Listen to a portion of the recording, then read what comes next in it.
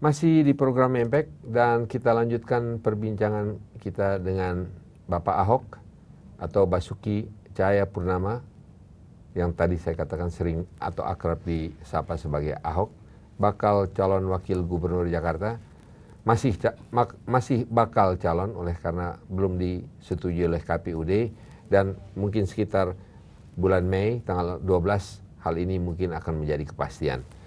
Pak Ahok, barusan kita masih berbicara di dalam jedah itu sering narasumber itu lebih banyak terus terang kalau ngomongnya daripada waktu kita sudah mulai siaran atau mulai mengambil gambar ini. Dan tadi dikatakan nggak ada kok yang dia rahasiakan, nggak ada yang rahasia, sama sekali tidak rahasia. Apapun boleh dikatakan. Boleh, kita transparan saja.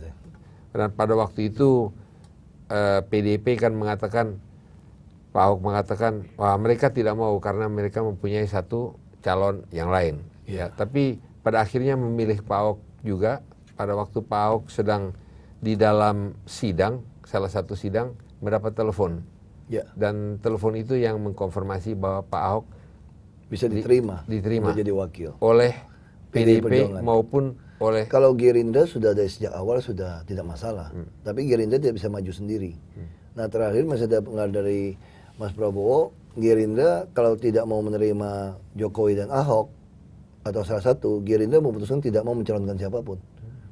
Dia lebih baik menarik diri gitu. Karena bagi Gerindra ini suatu eksperimen tentang keindonesiaan kita sebetulnya untuk diselesaikan. Pancasila itu yang tadi dikatakan. Tentang fondasi itu untuk diselesaikan. Baik Pak Ahok, kita kembali ke subjek utama. Mungkin tadi Pak Ahok pada pertama-tama sudah langsung masuk di dalam hal yang sangat detail mengenai apa yang harus dilakukan dan telah dilakukan di DKI. Apa yang telah dilakukan oleh gubernur yang pada saat ini dan apa yang belum dilakukan. Apa yang sudah dilakukan mungkin Pak Ahok bisa sampaikan dan apa yang belum dilakukan. Iya, secara umum apa yang dilakukan oleh Pak Fauji Bowo itu sudah sangat baik sebetulnya. Kalau kita jujur bicara. Nah hanya kecepatannya jujur, kan? Orang selalu jujur kan. Ya, kecepatannya itu yang jadi persoalkan. Misalnya contoh, ada persoalan yang dihadapi oleh Pemda DKI. Tahun 2006 ada Perda mengatakan wajib belajar itu 12 tahun. Kita bicara jangan lihat pembangunan fisik. Sebetulnya pembangunan kan target utama kan orangnya. Orang juga merupakan infrastruktur ya. Itu harus dibangun. Jadi semua yang dibangun gedung kan untuk menunjang supaya otak lebih penuh, perut lebih penuh dan dompet lebih penuh istilahnya begitu. Nah yang terjadi tahun 2006 sudah ditetapkan ada Perda tentang wajib belajar 12 tahun. Lalu di dalam RPJMD waktu pencalonan sebagai gubernur 2008 ini sudah diterapkan juga bahwa wajib 12 tahun. Tapi ternyata tidak bisa lakukan. Alasannya uang tidak cukup.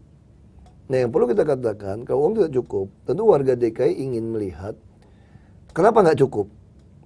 Nah kenapa tidak dibuka sampai ke lembar yang paling terperinci sehingga orang semua bisa tahu harga sebuah jasnya gubernur berapa duit.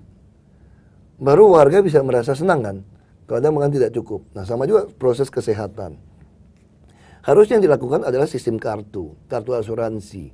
Atau kartu asuransi bisa kerjasama dengan Askes atau kita lakukan sendiri. Kalau orang mau sakit tidak perlu cari lagi keterangan surat keterangan tidak mampu, cari Pak RT, Pak RW. Kalau keliling orang keburu meninggal. Harusnya seperti umum saya tunjukkan kartu saya. Rumah sakit kalau meragukan saya adalah anggota asuransi ini, dia bisa telepon untuk ngecek. Tapi tidak menahan pelayanan. Nah ini hal-hal ini yang membuat, saya katakan pembangunan di DKI ini sudah betul, tapi tidak memikirkan orang. Misalnya contoh, kawasan kumuh kita sepakat harus kita bersihkan. Tetapi tidak membersihkan orang kumuh. Pasar tradisional, ada 153 pasar tradisional, ada 91 yang agak perlu kita rehab habis. Tapi begitu dibangun jadi pasar modern, pedagang lama tersingkir karena dia tidak mampu mencicil. Nah konsep yang dilakukan dari Mas Jokowi di Solo adalah pasar tradisional yang kumuh harus kita bagusin, tetapi pedagangnya tidak perlu beli, dia cukup sewa, dia tidak terusir. Dan malahan kita mau kombinasi, karena kemacetan Jakarta beda dengan daerah. Kita yang kombinasi.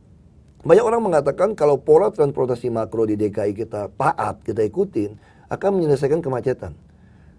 Itu betul harus kita taat, tapi tidak akan menyelesaikan kemacetan. Kenapa? Kalau kita membuat hari ini MRT bisa mengangkut 1 juta orang warga DKI, setelah kita selesai mungkin sudah akan mengangkut 2 juta orang. Kenapa? Karena pola kebijakan perumahan salah.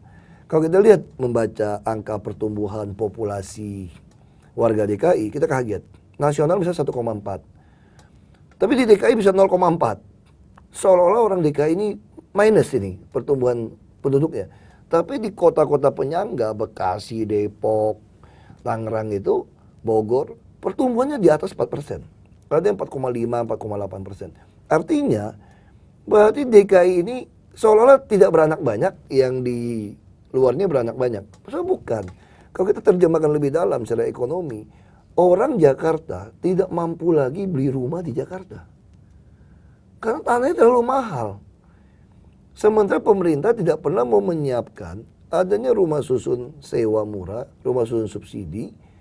Ada, tapi persoalannya selalu begitu orang yang kumuh tadi tinggal, dia jual.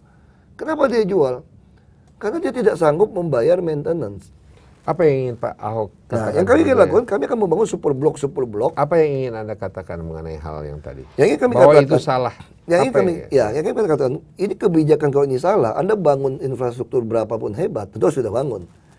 Tetap defisit, karena pola orang semua yang pengen kerja di Jakarta dibuang keluar kota. Yang kita ingin itu mereka harus dibalikin ke dalam kota Jakarta, tetapi kita sediakan rumah murah, rumah subsidi. Misal contoh, ini kebijakan sosial saja. Kasus di Kalibata, ada rumah subsidi. Mereka jual kenapa? Yang isi orang-orang punya mobil. Punya uang? Yang punya uang. Harusnya kita membangun. Punya uang untuk subsidi? Kalau kita ngomong uang, kalau kita buka secara transparan, APBD kita, mungkin tahun 2013 bisa 40 triliun. Kita hemat 10% saja sudah punya uang 4 triliun. Yang dibutuhkan kan selalu transparansi. Hemat dari? Transparansi. Misalnya ambil contoh. Hemat dari? Hemat dari APBD. Dari macam-macam. Apa? Markup, rapat yang tidak perlu. Korupsi ini? Ya, pengadaan barang. Kita ngomong korupsi, 4 triliun bisa save. Saya pikir mungkin bisa 8 triliun kita save kalau kita dari income dan pengeluaran. Nah, ini saya sedang pelajari. Saya sudah ambil semua datanya dari fraksi Gerindra dan fraksi Jadi PDIP. pemerintahan yang sekarang korup? Bukan bicara korup. Pemborosan. Misal contoh termasuk APBN kita. Kemarin begitu BBM naik, lalu Kementerian Keuangan menginstruksikan memotong 10%. Banyak kementerian bisa memotong 12% sampai 17%. Nah, saya tanya waktu di DPR RI, kenapa Anda bisa potong begitu banyak? Satu kebanggaan? Tidak. Berarti Anda salah anggarkan, bisa dipotong hari ini. Katanya apa? Kami menunda pembelian mobil baru. Kami menunda renovasi. Kami menunda rapat, menunda kunjungan kerja. Artinya, kalau tidak ada BBM naik, kenapa Anda tidak mau lakukan? Kalau APBN di save seperti itu saya cerita sama Mas Prabowo. Kita bisa bangun infrastruktur kereta api double line dari Jawa. Kita bisa punya pelabuhan internasional. Ini dari pembicaraan kita nih kualitatif atau kuantitatif? Nah, saya kira kuantitatif juga bisa. Minimal 10% bisa dapat. Berapa anggaran Jakarta sekarang? Sekarang 36 triliun. Naik mau jadi 40? Saya kira 2013 bisa 40 triliun. Dan beruntungnya gubernur yang berapa pembiayaan atau dari 36 triliun itu? Berapa yang menurut Pak Ahok? Pasti Pak Ahok kan sebagai orang DPR dan ingin jadi wakil gubernur, tentunya mempunyai angka-angka yang betul ya, angka-angka yang fakta ya. Kira-kira dari 36 triliun yang sekarang, Pak Ahok, berapa sebetulnya yang dipakai untuk pembangunan infrastruktur per tahunnya? Nah, kalau yang lebih dalam, kami sedang teliti. Kenapa? Karena kami baru dapat datanya itu. Kadang-kadang sebuah proyek, misalnya kita bicara tentang guru. Ini transparan atau tidak? Berapa? Justru kita tidak pernah dapat lembar ketiga, diumumkan di website. Kita baru dapat dari anggota DPRD. Misalnya kita bicara tentang guru. DKI membanggakan ada 27% dari APBD itu untuk pendidikan. Bentar. Untuk infrastruktur dari 36 miliar berapa? 30 triliun, 36 triliun. Dari 36 triliun sampai saat ini. Saya tidak tahu persis, kalau tidak salah itu di bawah 5 kalau salah. Hanya. Sisanya untuk apa? Hampir untuk pegawai tunjangan berapa kesehatan untuk daerah. Untuk pegawai, untuk pembiayaan pegawai DKI berapa? Itu sudah mencapai di atas 60%. Dari 36. Iya, total itu ya. Jadi kira-kira 24 atau 22 23. Iya. 24 23 Nah, itu sedang kita pelajari yang lebih tepat karena baru 4 kita triliun dapat untuk infrastruktur.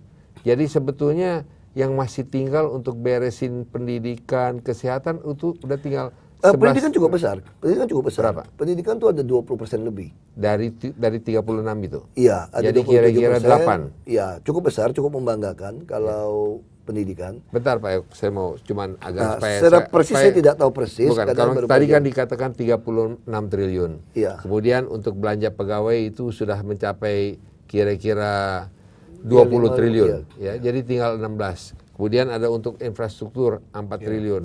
Kemudian 20%, yaitu dari 36 miliar itu adalah untuk pendidikan. Tinggal 4 triliun. Mau diapain? Bagaimana caranya mau menjalankan Justru kota kita ini harus lakukan untuk kebijakan APBD ini sangat penting. Kenapa saya katakan kita masih transparansi? Misalnya contoh begitu saya transparansikan itu APBD, warga Jakarta akan memprotes. Saya bisa mengadakan barang itu lebih murah. Kenapa Anda menaruh sebuah harga satuan unit begitu tinggi? Nah, kita begitu dilantik Oktober 2012, itu sangat diuntungkan. APBD sementara 2013 sudah tersedia. Ini kami akan buka kepada publik. Silakan publik menilai kepantasan harga satuan unit ini. Di dalam kampanye tidak perlu mengetahui sejarah. Perlu. Saya pelajarin sejarah dari 300 tahun DKI. Enggak agak terlambat sekarang. Udah mau sebentar lagi, udah mau kampanye. Saya sudah cagup. baca kan dari dulu. Tapi itu ada Susan Blackburn punya buku sangat bagus, Batavia 3 tahun. dalam arti kata mengetahui tepatnya anggaran pembelanjaan Oh, negara. sedang kami pelajari karena kami baru dapat, kami sedang memberikan kepada akuntan publik. Nah, kami sedang meminta sampai sekarang. Bukan sebelumnya kita mencalonkan diri udah harus tahu ada apa nih di Jakarta enggak? Nah, secara umum karena saya sudah pernah ikut Bang Yos, saya sudah bisa bayangkan rata-rata di seluruh Indonesia karena saya kan tanganin Komisi 2 DPR RI. Baik. Hampir seluruh Indonesia ada sampai 85% untuk belanja. Untuk belanja ke pegawai. Jadi persoalan kita hari ini, kenapa reformasi demokrasi ini tidak signifikan dengan kesejahteraan rakyat, hanya kesejahteraan pejabat. Baik, kita jeda sebentar Pak Ahok. Saya mohon maaf bahwa karena banyak sekali kita mendapatkan statement-statement yang kualitatif. Ini kita mau lakukan, itu kita mau lakukan. Tapi dalam pembicaraan kadang-kala kita tidak diberikan angka yang kuantitatif supaya kita tahu berapa sih sebetulnya ini, kemana sih uangnya larinya, bagaimana sih cara, apa problem daripada pemerintahan yang sekarang. Kemudian bagaimana kita menyelesaikan ke masa depan. Tapi saya mohon maaf, saya akan cerita. Mungkin saya mohon maaf karena mungkin di dalam program ini kita ingin sesuatu yang mungkin saya akan bandingkan secara kuantitatif nanti. Ya, baik. Bagaimana cara penghematan itu. Baik. Terima kasih. Masih bersama dengan Pak Ahok. Di segmen ini Anda bisa simak visi dan misi Pak Ahok untuk membangun Jakarta. Apa saja pemikiran Pak Ahok yang lain. Kita simak di segmen yang berikutnya. Kita akan teruskan bagian terakhir untuk mendapatkan atau melakukan rekapitulasi daripada perbincangan atau pertemuan kita bersama dengan Pak Ahok. Silahkan ikuti acara ini juga di www.berita1.tv dan tentunya Anda juga dapat mengikuti pemberitaan atau hal-hal yang baru atau berita-berita yang baru melalui Twitter di berita1.com. Kita akan kembali bersama Anda setelah pesan-pesan berikut ini.